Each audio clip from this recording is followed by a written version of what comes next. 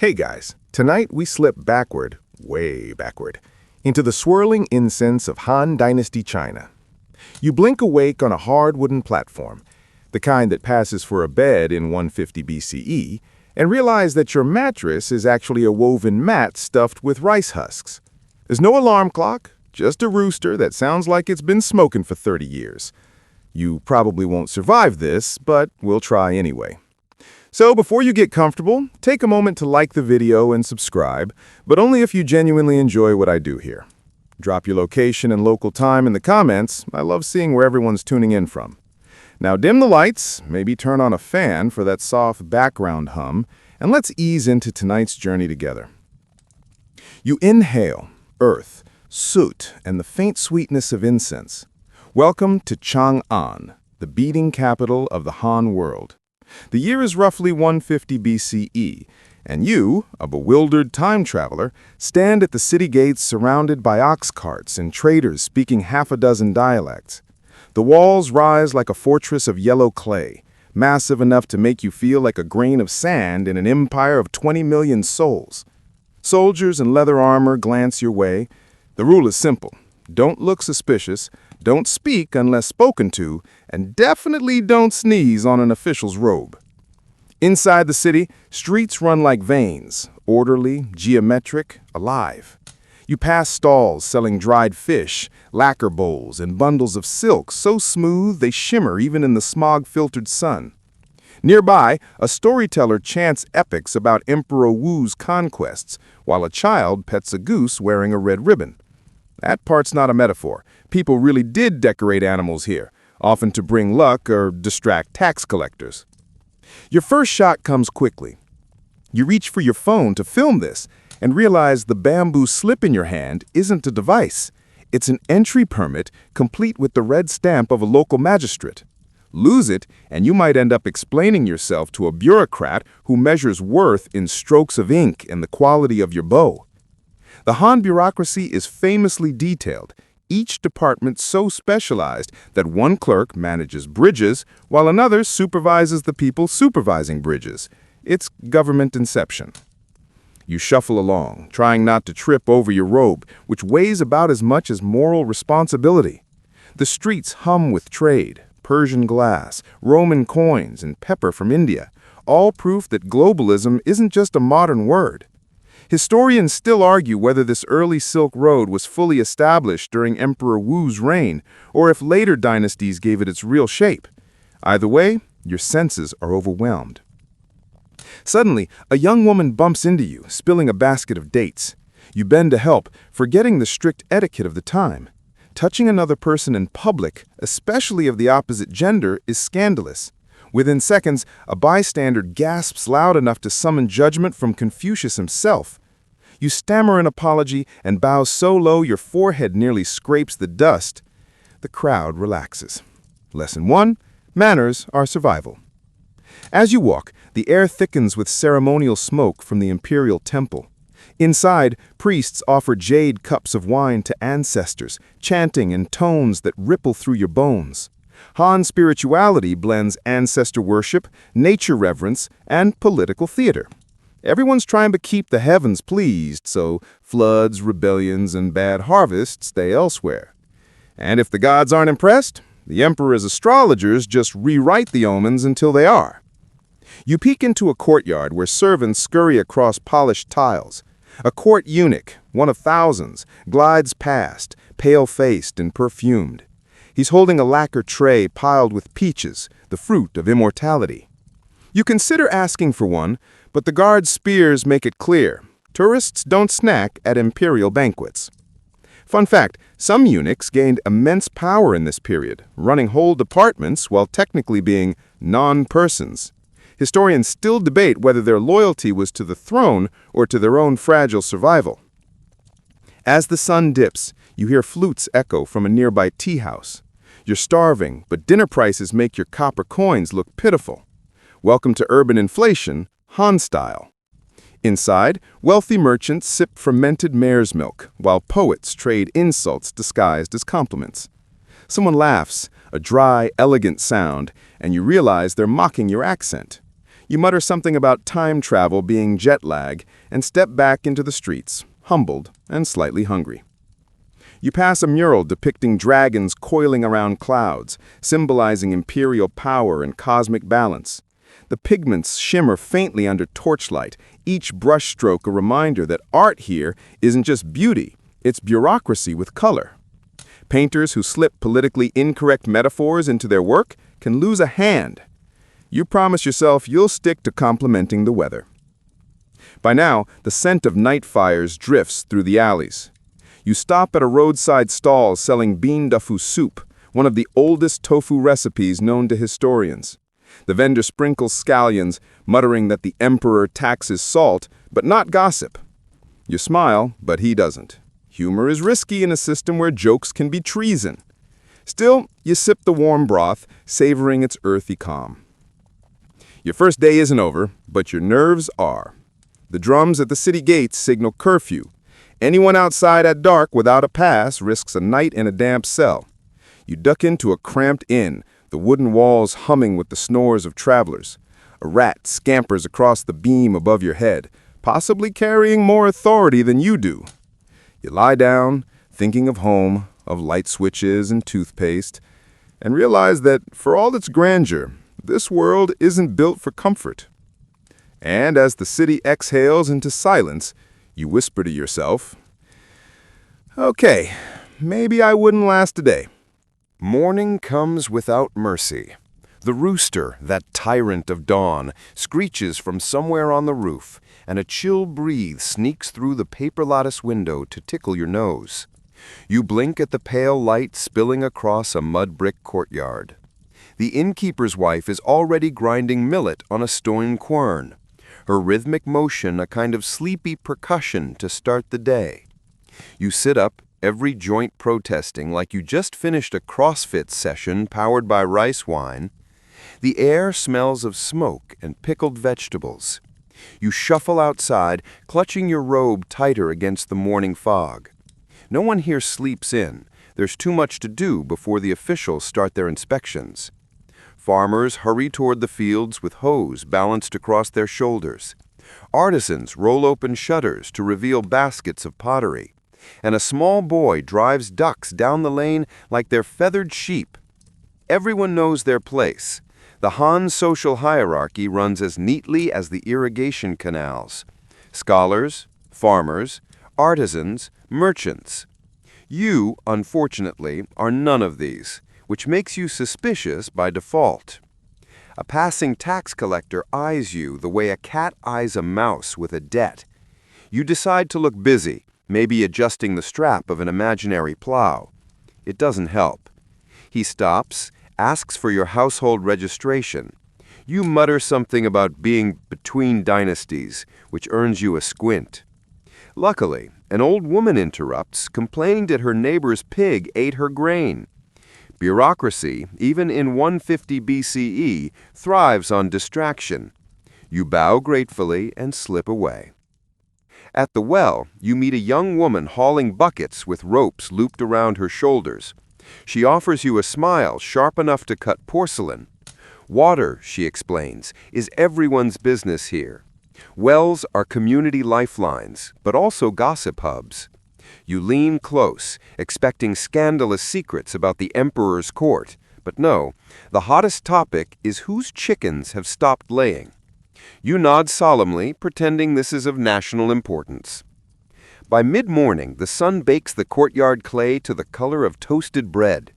Farmers nearby thresh grain with wooden flails, while women stir vats of soybean mash that will soon become soy sauce, an Han invention that outlasts empires. The smell is pungent, but oddly comforting. You watch as an old man sprinkles ashes into a fermenting jar. He swears it keeps demons and flies away. Quirky, yes, but given the size of those flies, you're not arguing. A little humor breaks through your exhaustion when a merchant tries to sell you imported pepper that turns out to be ground mustard seed. He assures you it's identical, and besides, no one here's met an Indian trader lately. You hand him a coin anyway. Survival sometimes means playing along. Historians still argue whether most pepper during this period came via Central Asia or clever local imitation. Either way, your tongue burns with curiosity and regret. Lunch is communal. Bowls of steamed millet, pickled cabbage, and bean curd served on wooden trays. You sit cross-legged on the dirt beside laborers whose laughter crackles like dried straw. They share stories about imperial edicts and the latest miracle healers selling rhinoceros horn powder for male vigor. You choke on your millet. The man pats your back, grinning. The horn doesn't work, but the story does. Somewhere nearby, a tax official's assistant beats a drum, summoning villagers to list their livestock. You glance at your empty hands. No ox, no pig, not even a chicken feather. If you stay too long, they might register you as taxable property. A faint breeze carries the smell of lacquer and pine resin from a nearby craftsman's hut. You peek inside to find a man brushing layers of glossy black onto a wooden bowl.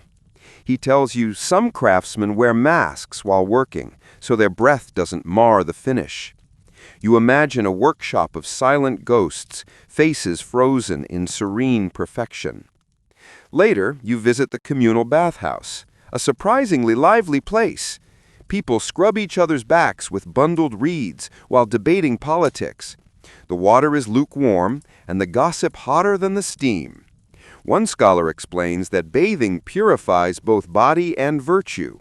Another mutters it mostly removes the smell of pig pens.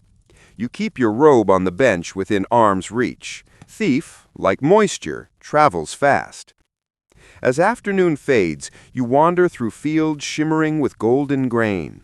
Somewhere a bamboo flute plays, its notes curling through the haze like smoke. You pause to watch a farmer's daughter chase a silk ribbon carried by the wind. For a moment, you forget your aching feet. Then the sky darkens and thunder grumbles from the west.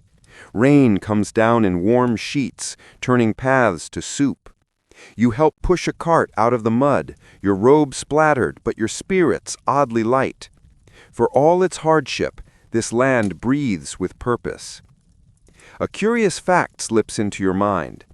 Han farmers believed that thunderstorms refreshed the dragon veins of the earth, channels of energy that linked heaven and soil. Whether superstition or early geomancy, it kept hope alive through the hard seasons. Historians still argue whether such beliefs influenced imperial architecture or simply mirrored it, like the sky reflected in irrigation pools. By dusk, the village glows with oil lamps. Families gather for evening rice gruel, children chase fireflies, and the air smells of wet grass and smoke. You sit beneath a thatched awning, watching stars pierce the fading clouds. Someone offers you a cup of weak wine. You sip, grateful. In the distance, the drums of Chang'an rumble faintly, a reminder that power and peace live side by side here, never quite balanced, always negotiating. You pull your robe tighter, heart steadying with the rhythm of distant crickets. The day ends not with luxury, but with endurance, and somehow that feels like victory. The next morning doesn't wait for permission. You wake to shouts echoing through the village. Official soldiers, tall and lean, wrapped in scale armor that clinks like coins. One of them bangs a bronze gong, announcing conscription for border duty. Congratulations, you've been drafted by the Han military, which means goodbye warm soup, hello frostbite and discipline that could make a bamboo rod blush. You shuffle into line with bewildered farmers and reluctant sons, a motley parade of courage and bad decisions. The captain eyes you with suspicion, muttering something about soft hands. You try to look rugged, flexing slightly, which earns a laugh from a man beside you missing 3 teeth and most of his hope. He hands you a bamboo pole, calling it a spear. You think of your last gym membership and realize this is karma. By noon, you're marching. The rhythm of feet on packed earth becomes hypnotic. Dust clouds rise, blending with the smell of sweat, leather, and fear. Some men sing bawdy songs about tavern girls. Others recite Confucian verses to calm themselves. The soldier behind you hums tunelessly, occasionally reminding everyone that the pay barely covers socks. You begin to understand why desertion is such a popular fantasy. The Han army is an organized miracle, though. Each man registered, each meal rationed, each punishment public. A mainstream fact, the Han Dynasty built vast military colonies along its frontiers, where soldiers doubled as farmers. You'll soon see one, though not by choice. The officers say the frontier air makes men stronger. You suspect it just kills them slower. 3 days later, you arrive at a garrison near the northern border. The walls are mud brick and frost-bitten, the wind sharp enough to shave thought. You help unload carts of grain, the sacks heavier than your dignity. Nights are worse. The tents leak, lice are ambitious, and the soup has a mysterious gray tint that no one dares identify. Still, there's a strange comfort in routine. You share jokes around the fire. Why did the general refuse wine? Because he's already drunk on power. The laughter wheezes through the cold. Someone passes around dried dates, sweet as stolen joy. By the second week, you're learning to use a crossbow, a simple wooden frame with a spring of twisted sinew. The instructor, a scarred veteran named Lu, insists it's the soul of civilization. You just hope it's aimed the right way. He demonstrates how to release the trigger, how to hide behind a shield wall, how to keep courage from leaking out through your eyes.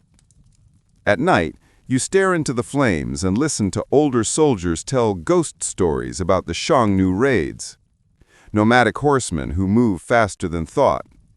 One swears he saw them riding under moonlight, silent as smoke, arrows whistling like angry spirits. You wonder if you'll ever go home. Historians still argue whether Han military reforms under Emperor Wu improved defense or simply stretched the empire too thin. Judging by the rations, thin feels accurate. Then, one evening, a scholar arrives at camp.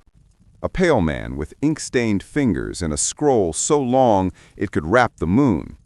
He's here to document troop morale for the imperial records. You watch him scribble notes about valor while avoiding the latrine trenches. Some soldiers whisper that failing to salute properly before such officials can earn 30 lashes. You salute enthusiastically, maybe too much. The scholar smiles faintly, noting your excessive zeal. You'll probably end up in a footnote. Days blend into a single loop of drills, sweat, and aching feet. You begin to respect the quiet determination of those around you.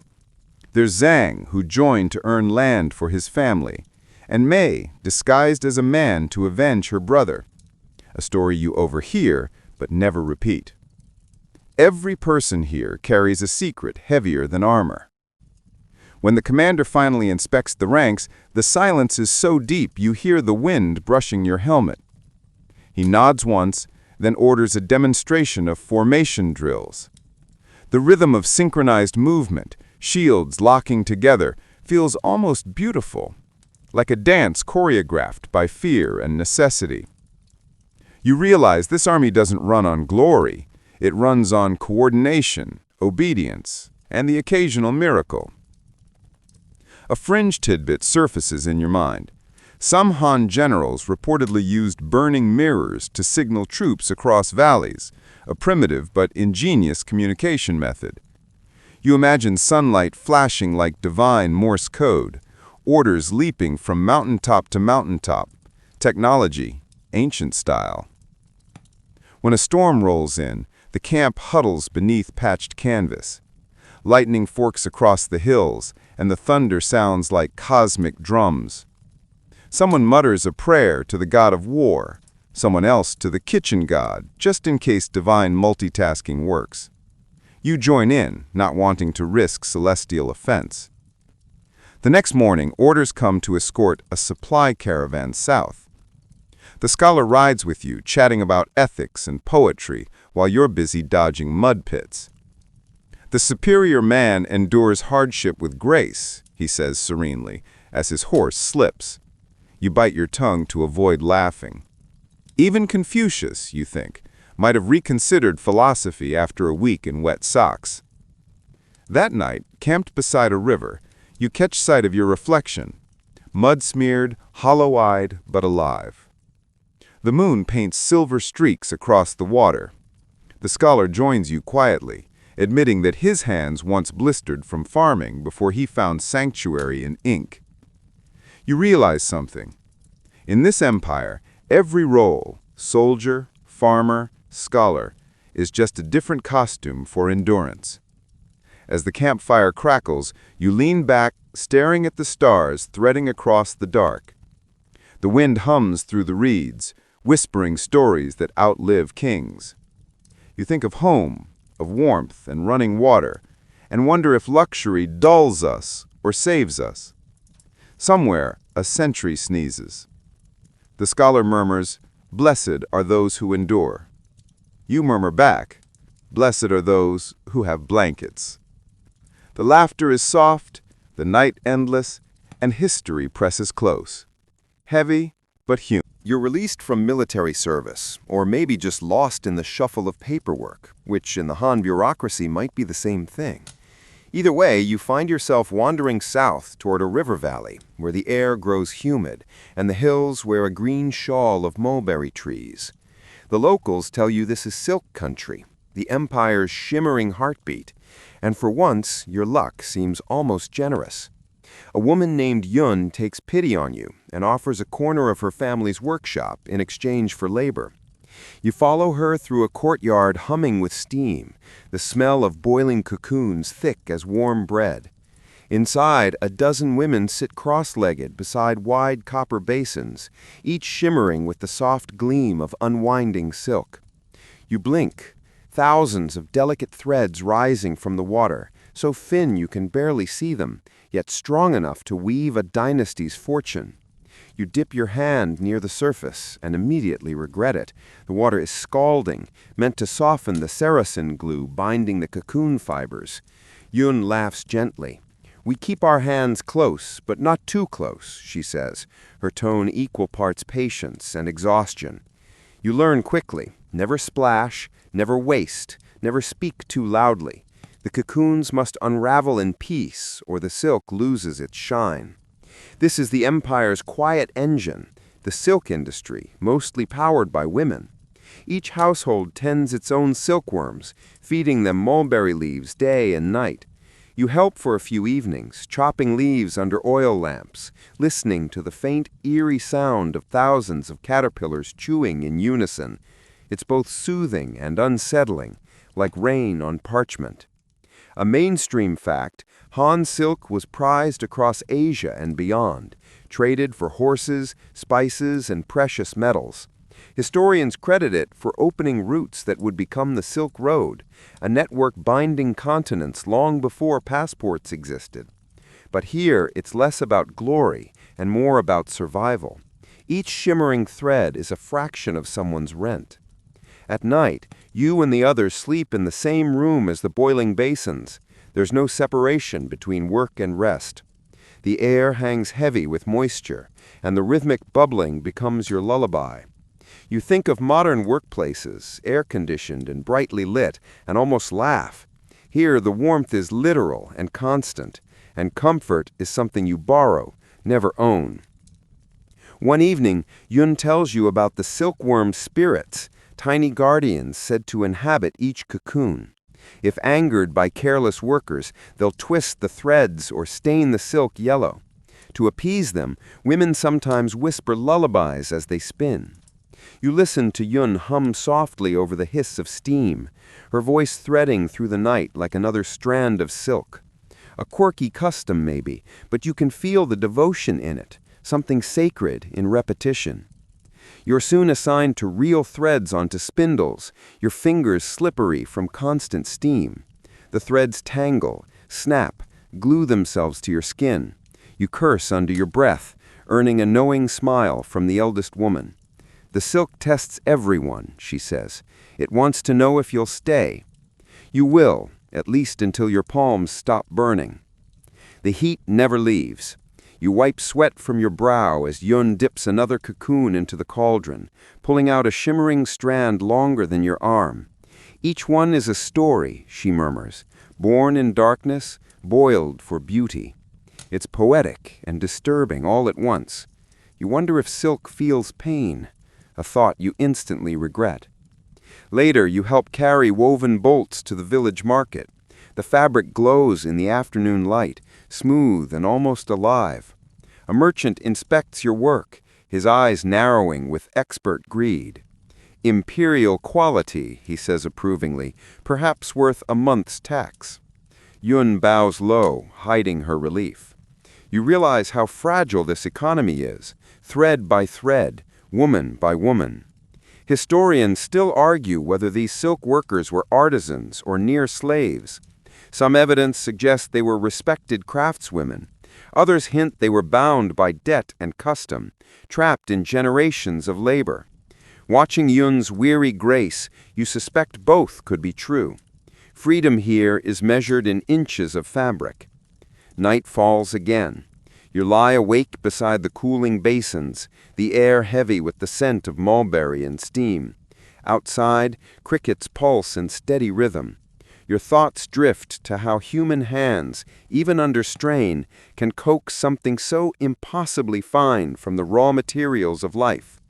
There's a strange comfort in that, the idea that beauty might be born from hardship, like silk from boiling water. Someone nearby snores softly. Someone else mutters in dreams. Yun shifts in her sleep, murmuring the day's prayers.